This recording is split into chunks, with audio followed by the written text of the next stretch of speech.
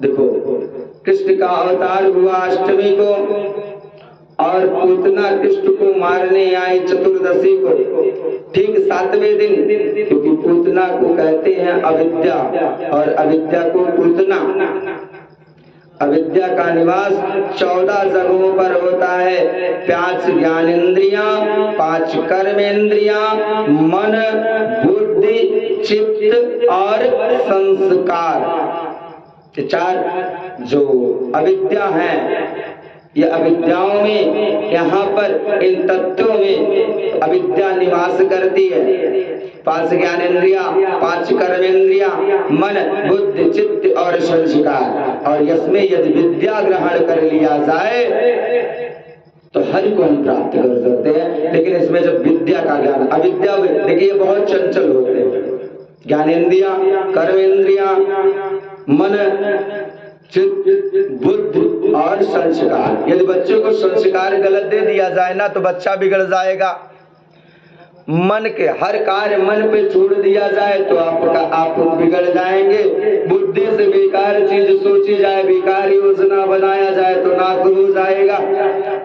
ज्ञानेंद्रियों द्वारा अभद्रता की जाए तो भी जिंदगी का रखा जाता है ना। यही मुख है, यही जिह्वा है जो आपको सम्मान दिलाती है, और यही जिह्वा है जो आपका सम्मान हर लेती है। एक ही दृष्टि होती है हमारे पास, उसी दृष्टि से हम दुनिया देखते हैं और उसी दृष्टि से अपने घर के परिवार, अपने सदस्यों को देखते हैं।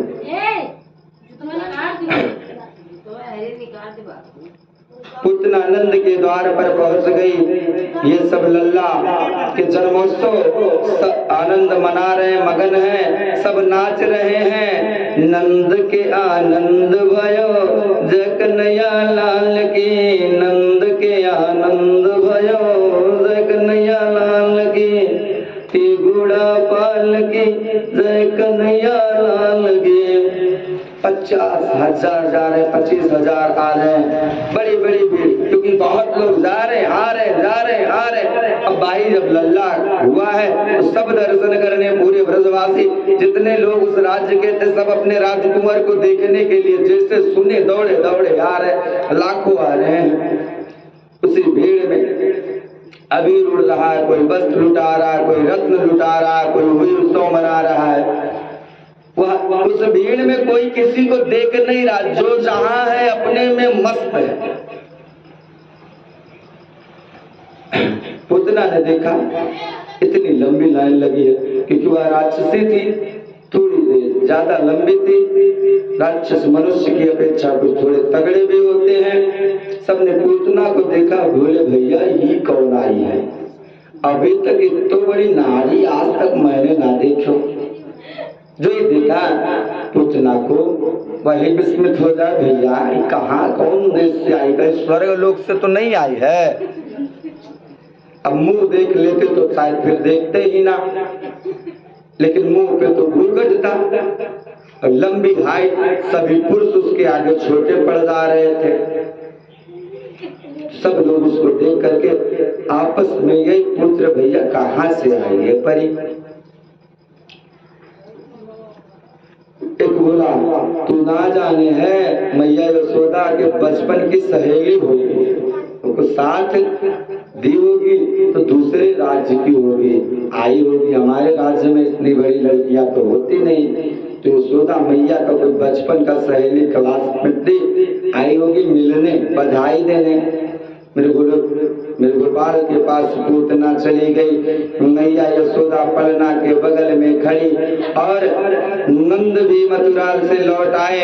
यशोदा ने देखते ही देखते बोली, आओ बहन कहाँ से आई हो?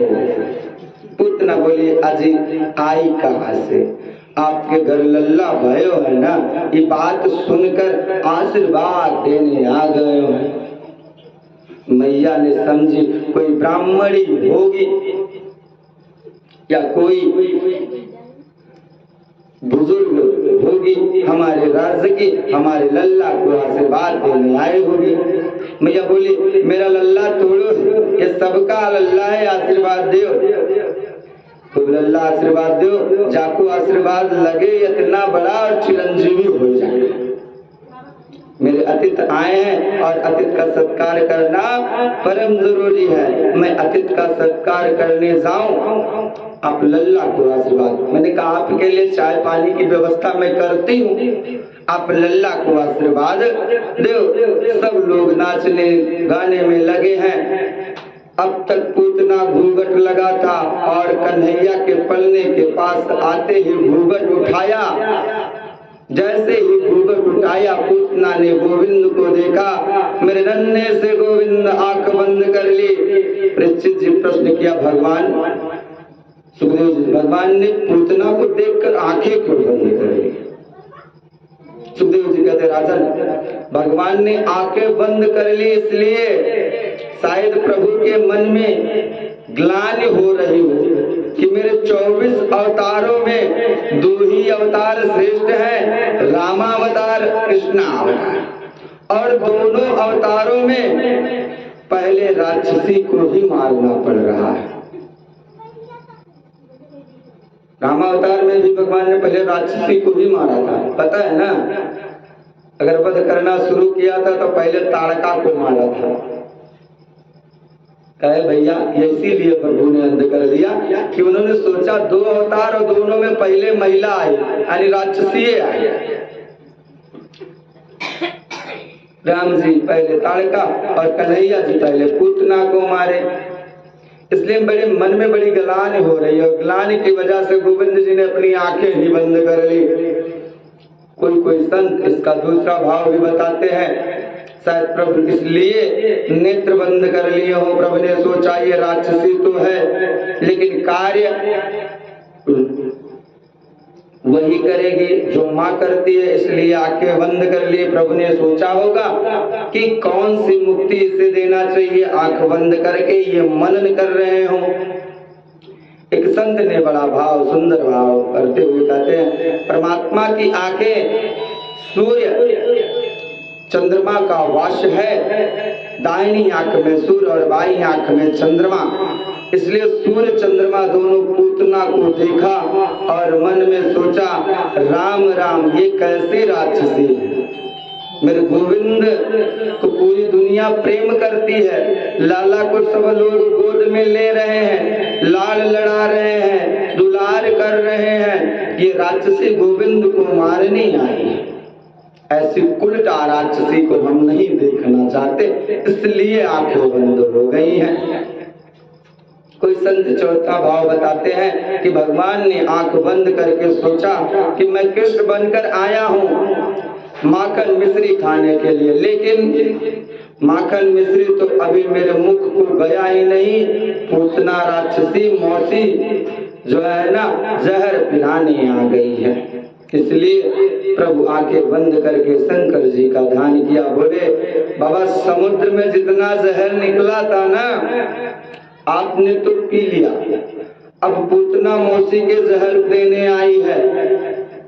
अब अभी 7 दिन का हूं मैं, मेरे जहर पीने का अभ्यास नहीं, इसलिए शंकर बाबा आप मेरे दिल में आकर बैठ जाओ। मैं आंखें बंद करके प्रभु शिव जी को ध्यान लगाया है और उनको बुलाया है। कोई कहता है नहीं, प्रभु ने सोचा कि अब तक मेरे भ्रम से हजारों बच्चों को मार दिया, उन समस्त बच्चों को मोक्ष देना है। आंखें बंद करके उन जीवात्माओं का प्रभु स्मरण कर रहे हैं। पूतना ने कहा कि सब बाहर जा, नाचने गाने लगे हैं। सुलल्ला को तुरंत गोद में उठा लिया, कन्हैया को गोद में लेकर आंचल का आस्तन पान कराने लगी। समंचम मंत्रा जलमिदं परविशं नित्यादय मारा अखिलं जेन मर्मणेय विवित्रं नेत्र चरणो भुजो मुर्रः परविष्टगाता चिपतिरुदधः। पूतना भगवान को गोद में लेकर के स्तन पिलाना, जहर लगा हुआ स्तन मुंह में दिया। मेरे कन्हैया को क्या मालूम, बड़े प्रेम से उसका दुग्ध पान करने लगे। छोटा बच्चा होता है ना, जब माँ का दूध पीता है तो एक स्तन दूध पीता है तो दूसरे स्तन को छोटे अपने हाथों से पकड़ लेता है। वैसे ही मेरे गोविंद ने किया। सुखदेव जी महाराज कहते हैं प्रभु ने स्तन पान कर रहे हैं और पूतना का दूसरा स्तन पकड़ लिया, गटक गटक दूध पी रहे हैं। पूतना ने सोचा बस एक घूंट और पिएगा, जहर उसके मुंह में चला जाएगा, पलना में डालकर मैं भाग जाऊंगी, मुझे कौन पकड़ सकता है। लेकिन यहाँ तो 5 मिनट हो गए, कोई असर ना हुआ। पूतना बोली ये कैसा बच्चा है, जहर पीने के बाद भी नहीं मर रहा है। 15 मिनट हुए, 20 मिनट हुए, मेरे गोविंद पहले पूतना का स्तन पान किया, दूध पान किया और दूध पीते पीते गोविंद उनके चरण प्राणों को आकर्षण किया। जब प्राण निकलते हैं ना तो सांस लेने में कठिनाइयां होती है। पूतना ने जब प्राण निकले तो जोर जोर से चिल्लाने लगी, अरे लाला छोड़, अरे कन्हैया छोड़, जोर जोर से चिल्लाने लगी। 7वें दिन कृष्ण बोल गया, केवल 7 दिन का कन्हैया। पूतना जब छोड़ छोड़ करने लगी तो कृष्ण बोले मौसी जी हम तो पकड़ाऊ भी आवे हो और छोड़े काहे? हमने तो पकड़ने ही आए थे और पकड़ाने आप आए थे तो अब छोड़े काहे? अब तो आप ठिकाने लगा के ही छोड़ेंगे, ऐसे ही थोड़ो छोड़ देंगे, मुक्ति दे देंगे। उतना बोली हे भगवान ये 7 दिन का बच्चा बोलता है, बड़ों को जैसे बोलता है, ये तो कोई चमत्कारी मालूम होता है। प्राण उसके जैसे ही निकले, विकराल रूप धारण कर पूतना जैसे ही जमीन पर गिरी। सुखदेव जी कहते हैं पूतना जब जमीन पर गिरी तो उसका शरीर 18 किलोमीटर का हो गया। 88 6 कोश का हो गया। मरते समय इतना विकराल रूप हुआ कि जितने बाग बगीचे थे पूतना के शरीर के नीचे आकर के चकनाचूर हो गए। एक वृंदावन के संत हमसे बोल लल्ला तो जाने पूतना मारी तब वाकुस शरीर में कितनों लंबो हुए। संत बोले बाकी राम गिरे पैगाम जाके, मुंड गिरो मुंसान, हाथ गिरो हाथ रस जाके, कान गिरो कानपुर जाके।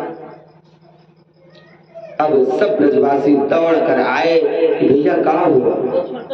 बूढ़ी माताएं आई, विशाल पूतना पड़ी यशोदा के द्वार पर। आगे मैदान में उसके वक्ष स्थल को कन्हैया विराजमान है। माता बोली यशोदा तूने का कियो है?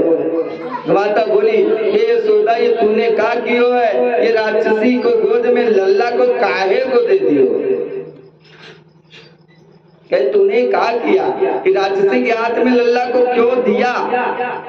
मैया ने दौड़कर अपने गोविंद को गोद में उठा लिया, प्रेमाश्रुओं से कन्हैया को सिर भिगो दिया। देखिएगा माँ की ममता निराली होती है। जब देखिए कि मेरा लल्ला